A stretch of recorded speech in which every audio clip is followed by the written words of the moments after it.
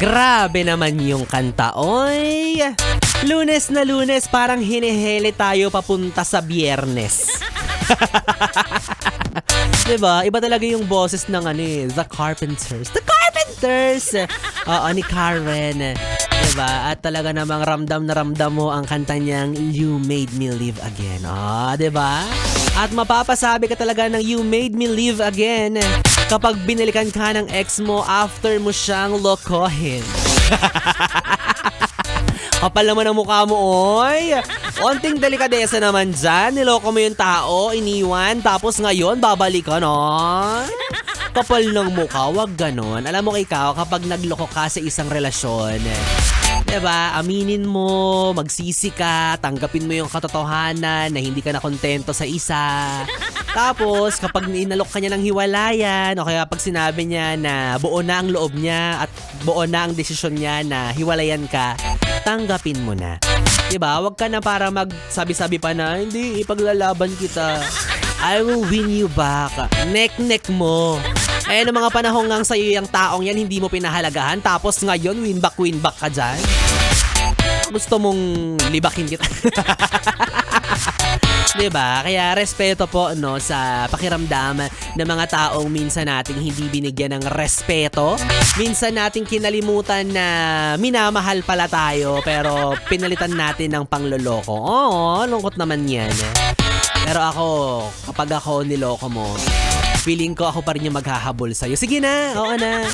Para naman magkaroon ka ng pride na hinahabol ka ni Biboy Bibo. Wow. Diba? Sige na, habul-habulin pa rin kita. Okay lang kahit magmukha akong aso. Total, isa naman talaga akong dog. Maalin dog. Kapal ng mukha rin hindi rin papahuli talaga Pero seryoso para sa mga yes pre natin na napapaisip, nagdadalawang kokote, oo, yung mga taong na iniisip-isip pa. Oo, nalilito pa kung babalikan nga ba nila ang mga ex nila. Depende naman sa inyo yan. Diba? Depende naman sa naging dahilan kung bakit kayo nauwi sa hiwalayan. Oo, depende naman yan sa kung bakit pipiliin nyo ulit na magkabalikan. Hindi ko alam, pero kailangan nyo yung isipin ng mabuti kasi nakakahiya, diba? Magkakabalikan kayo tapos ending maghihiwalay din kayo ulit. Nakakahiya sa mga kaibigan ninyo. On and off kayo, malayo pa ang Pasko pero parang Christmas tree na ang relasyon ninyo, diba? Patay sindi na. Pero totoo rin naman, nasabi nila na kapag nagmamahal ka, required din talaga ang maging patanga-tanga, alam mo na. Pero dapat sa tamang tao, yan, di ba? Kung magiging tanga ka rin lang, dapat dun na sa worth it. At okay lang yon, di ba? Minsan, yung mga standards sa sinasabi mo, nilalabag mo rin yan. Hindi naman kaya dinededmat, binabaliwala mo yan. Kapag talagang nakaramdam ka na ng totoong pagmamahal dyan sa puso mo, yung mga standards sa sinasabi mo, wala na.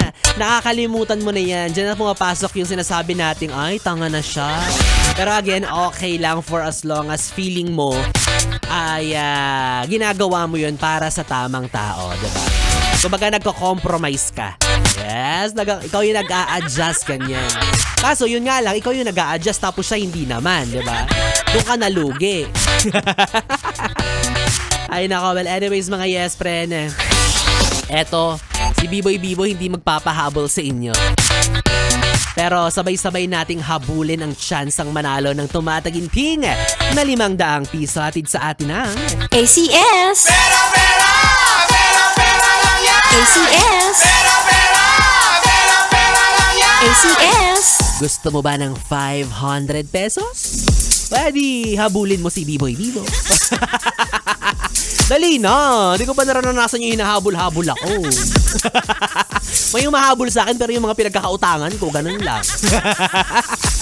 Yes, friend, for a chance to win 500 pesos, simpleng-simple lang ang kailangan mong gawin. Sagutin mo lang ang aking simpleng katanungan para sa iyo. Kaya naman lakasan mo pa ang volume ng radyo mo para magkalinawan tayo at magkarinigan tayo ng maigi kung ano nga ba ang katanungan na kinakailangan ko ng kasagutan. Kaya naman eto na ang ating question. Kung ang Charm Fabcon Purple Eternity ay gawa ng ACS, Ano naman ang English ng malinis? Oh, di ba napakalayo ng tanong? Bakit ba? Ito naman, ang dali-dali lang ng tanong. Malayo lang talaga siya pero madali lang sagutin yan. Saka 500 ang kapalit niyan. Ano ka ba? Pagbigyan mo na ako. Again, kung ang Charm Fabcon Purple Eternity ay gawa ng ACS, ano naman ang English ng malinis? Kung meron ka ng kasagutan, isad mo yan sa aking Facebook Messenger at DJ Biboy Bibo, DJ B-I-B-O-Y B-I-B-O. Kalakip ang iyong valid ID. At syempre dapat sa pagtatapos ng programa ko nakatuto ka pa rin, nakikinig, vini-verify ko po yan, inaalam ko po, chinachat ko, mini-message ko kung nakikinig pa ba. Dahil kung hindi na, sayang naman ang pera. Diba? Kaya dapat nakikinig ka pa rin hanggang mamaya dahil doon ko i-anunsyo kung sino nga ba ang mapalad maswerteng makatatanggap ng tumataginting na 500 piso para sa ating ACS. Pera, pera, pera, pera lang yan. ACS. Pera, pera, pera, pera lang yan. ACS. Yes, friend, ngayong gabi ng Lunes, kapiling mo na ang bibi mo sa radyo, ang DJ na mabilis bumayo, ang dila sa mikropono. Ako po si DJ B-Boy.